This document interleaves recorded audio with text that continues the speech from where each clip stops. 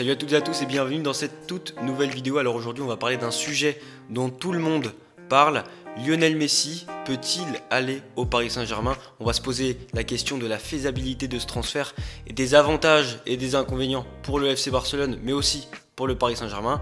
Avant de rentrer dans le vif du sujet de cette vidéo, je tiens à vous dire qu'en fin de vidéo vous connaîtrez le gagnant du jeu concours que j'avais mis en place et donc le cadeau que j'avais mis en avant dans ce jeu concours, c'était ce livre de Jürgen Klopp.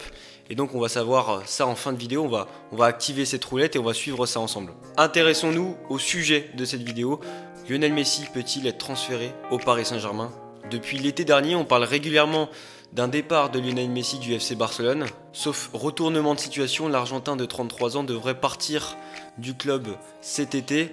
Il est libre de s'engager avec le club qu'il souhaite. Beaucoup de protagonistes concernés par le sujet ont parlé de Lionel Messi qui pourrait débarquer dans le club de la capitale. Lors de son entretien à France Football, Leonardo avait dit qu'il était prêt à rentrer dans les négociations si une brèche s'ouvrait. Et là on a l'impression que Lionel Messi pourrait considérablement faire ses valises pour partir dans le club de la capitale. Mais il y a des nuances à apporter à cette rumeur en tout cas, ou à cette idée. Aujourd'hui, Lionel Messi peut-il venir au Paris Saint-Germain? Cette semaine, Pochettino, l'entraîneur du Paris Saint-Germain, a accordé un entretien à Marca, un média espagnol, et a parlé d'une éventuelle arrivée de Lionel Messi dans l'effectif. Il a dit qu'il était content de l'équipe qu'il avait actuellement, mais qu'il n'était pas contre une arrivée de l'Argentin dans la capitale. Alors tout d'abord, j'aimerais expliquer pourquoi Lionel Messi au Paris Saint-Germain, c'est possible.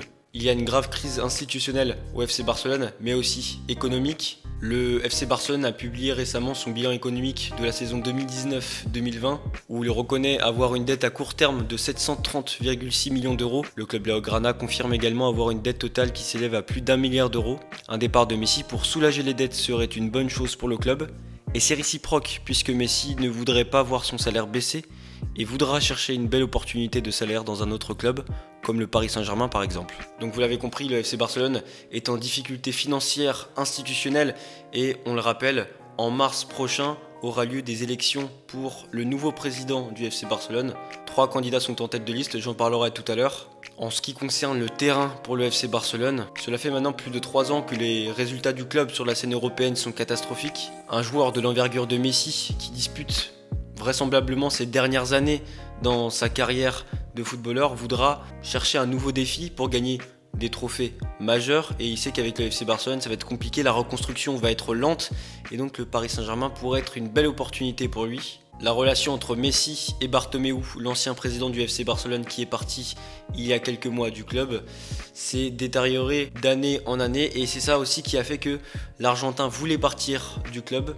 Il a reproché au club de ne plus avoir d'objectifs sportifs depuis 2015, soit depuis la dernière victoire en Ligue des Champions du club. En ce qui concerne l'élection pour le nouveau président du FC Barcelone, Victor Font et Juan Laporta, 2 des candidats à la présidence barcelonaise, ont annoncé qu'ils feraient tout pour convaincre Lionel Messi de rester.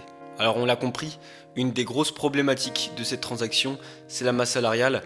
Alors Messi veut partir du FC Barcelone parce qu'il ne veut pas voir son salaire diminuer, mais du côté du Paris Saint-Germain, si Messi arrive au PSG, des cadres vont devoir baisser leur salaire ou des joueurs vont devoir partir. Pour revenir sur la masse salariale du FC Barcelone, en 2017, Lionel Messi a prolongé de 4 ans avec le FC Barcelone à hauteur de 350 millions d'euros au global, qui peuvent grimper jusqu'à 500 millions d'euros, c'est-à-dire 125 millions d'euros bruts par an, soit le tiers environ de toute la masse salariale du Paris Saint-Germain, qui est déjà bien fournie avec Kylian Mbappé et Neymar. Si le salaire constitue un problème pour le PSG, il faudra faire partir un gros joueur de l'effectif.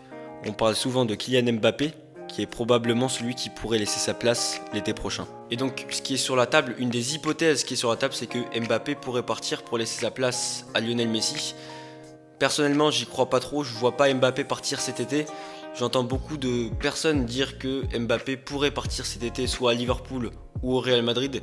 Mais pourquoi partir du Paris Saint-Germain alors que ailleurs, avec la crise sanitaire et tout ce qui s'ensuit, je vois pas d'autres clubs aussi solides financièrement et sportivement que le Paris Saint-Germain. Enfin bref, ça c'est un tout autre débat. Concentrons-nous toujours sur Lionel Messi. Et la question qu'on pourrait aussi se poser, c'est est-ce qu'en voyant Lionel Messi au PSG, le Paris Saint-Germain aurait un effectif cohérent. En effet, aligner dans la même équipe Neymar, Mbappé, Messi, Di Maria, Icardi et tant d'autres pourrait constituer un casse-tête pour Mauricio Pochettino. Comme je l'ai dit précédemment, un ou plusieurs joueurs pourraient partir pour faire de la place dans l'effectif, mais aussi pour désengorger la masse salariale du club. Donc vous l'avez compris, c'est un transfert délicat que le Paris Saint-Germain s'engage à faire dès l'été prochain.